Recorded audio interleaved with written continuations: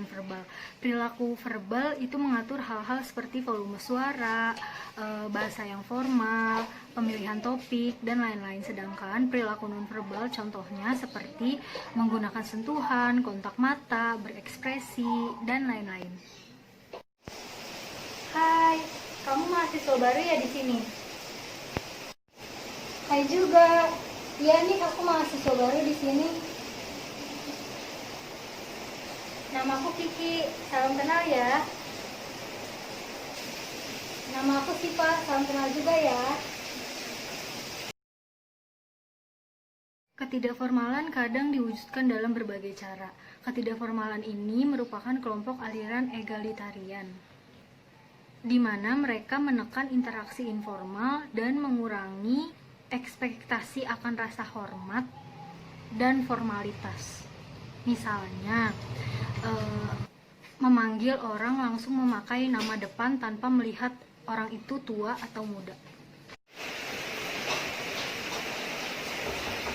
Permisi. Iya, tunggu ya.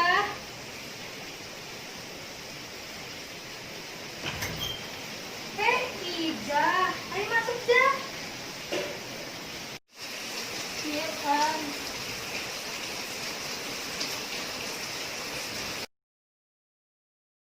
Dapat dikatakan bahwa keformalan sangat menghargai nilai formalitas.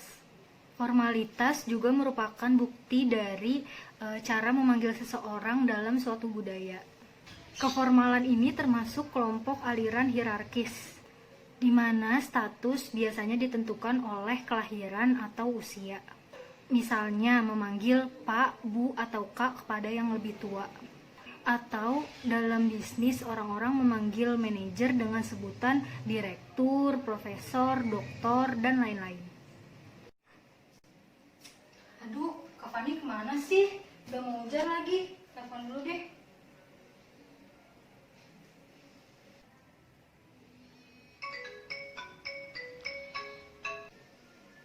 Halo Kak, lagi di mana? Lagi di rumah teman nih. Oh iya Kak, cepat pulang ya, udah mau hujan nih, udah dicari mama juga. Oh iya, bentar lagi ya Dek. Selanjutnya saya akan menjelaskan negosiasi bisnis antar budaya. Negosiasi merupakan proses yang sangat penting dalam berbisnis. Negosiasi juga melibatkan perwakilan dari organisasi yang berbeda untuk mencapai keputusan yang menguntungkan dan juga untuk mengurangi kesalahpahaman, perbedaan dan juga konflik. Berikut saya jelaskan sebagai contoh ibu penjual kue dari budaya Sunda dan ibu pembeli kue dengan budaya Betawi atau budaya Jakarta. Ibu, kumaha jadi tuh pesan kue untuk itu arisannya. Lu mah kalau bikin kue mahal-mahal banget, tapi emang enak kue lu mah. Gue juga demen kue lu. Udah kan saya kalau bikin kue kualitasnya teh bagus, pakai bahan-bahan berkualitas. Ya udah deh, gue pesan 50 box ya isinya. Donat, risol, terus sama pastel deh. Nah, dibikin per boxnya 15.000 aja. Ukuran dikecil-kecilan juga kagak ngape. Oh gitu, oke, nuhun pisan ya Bu. Nanti saya kabarin kalau udah jadi, nanti saya antar aja ke rumah ibunya. Ya udah ya, makasih ya sebelumnya. Ntar kabarin aja kalau udah jadi. Saya akan menjelaskan tentang manajemen konflik antar budaya. Konflik merupakan aspek yang tidak dapat dihindari dalam semua hubungan, termasuk dalam ruang lingkup bisnis. Jika konflik tidak diatur dengan tepat, maka masalah akan mengarah kepada hal yang lebih rumit, bahkan tidak dapat diperbaiki lagi. Nah, menurut kalian gimana ya kelangsungan perusahaan kita di masa pandemi kayak gini? Perlu kita PHK kah karyawan kita? Atau jangan? Waduh, menurut saya jangan di PHK sih Bu. Karena kalau di PHK di saat-saat pandemi kayak gini tuh beresiko loh Bu. Ya ibu tahu sendiri lah, sekarang tuh susah mau ngapa-ngapain, mau bisnis apa susah, mau mini apa susah. Kalau misalkan di PHK, gimana nasib karyawan-karyawan kita Bu? bener juga sih apa kata kamu.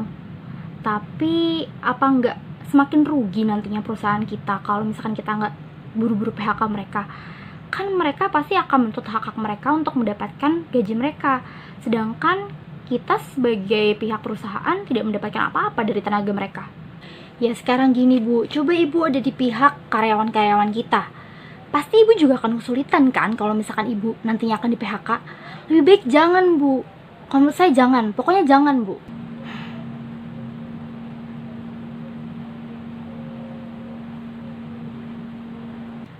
Tunggu coba. Saya ada ide sih Bu. Gimana kalau kita tetap pakai saran dari beliau, dimana kita jangan sampai PHK karyawan kita Bu, tapi kita lebih ke menonaktifkan.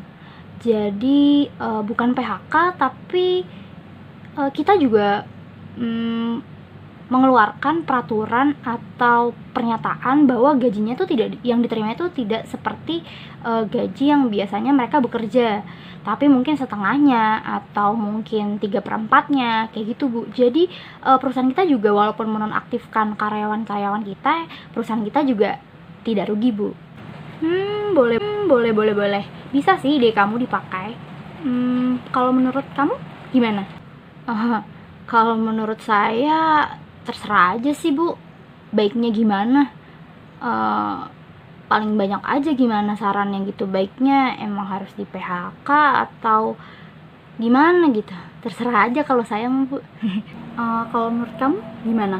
Kok dari tadi kamu diem aja, nggak ada ide gitu atau saran? Saya Bu? Enggak Bu, saya nggak ada saran. Saya dari tadi diam aja. Saya agak sakit perut Bu. Saya mau ke kamar mandi dulu ya. Oke, ya udah. Kalau gitu kita pakai ide kamu aja yang tadi, kalau kita nonaktifkan karyawan kita sementara aja. Jadi kita nggak akan rugi. Oke Bu, baik. Terima kasih Bu. Selain 4 cara yang sudah dijelaskan sebelumnya dalam mengatasi konflik, terdapat beberapa cara dan strategi lainnya yang dapat digunakan untuk mengatasi dan menghadapi konflik sesuai dengan kebudayaannya masing-masing. Terlepas dari motivasi yang digunakan untuk menghindari atau menghadapi suatu konflik, yang jelas adalah tidak semua budaya menghadapi konflik dengan cara yang sama. Selanjutnya ada persepsi atau negosiasi yang berbeda. Dalam bab ini terdapat 8 subbab. Yang pertama, pemilihan negosiator, etika bisnis dan negosiasi, berpartisipasi dalam negosiasi bisnis antar budaya, ada formalitas dan status, kecepatan dan kesabaran, pernyataan emosi, bahasa langsung dan tidak langsung, dan terakhir bukti dan kebenaran. Saya akan memberikan contoh dari subbab yang bahasa langsung dan tidak langsung. Dalam bahasa langsung dan tidak langsung terdapat 2 budaya yang akan saya jelaskan di sini, yaitu budaya timur dan budaya barat. Nah, di dalam kedua budaya ini terdapat perbedaan yang sangat signifikan dari keduanya untuk menolak atau mengatakan tidak kepada lawan negosiasinya. Contohnya kalau misalkan di budaya timur seperti Indonesia, Cina, dan Jepang, mereka tuh punya banyak cara untuk bilang enggak secara langsung. Jadi kayak pelan-pelan dan berusaha sekuat mungkin untuk tidak melukai hati lawan bicaranya. Sedangkan kalau misalkan yang budaya barat, mereka tuh cenderung langsung to the point. Kalau mereka nggak suka, enggak gitu, langsung tidak, ngomong tidak. Gitu.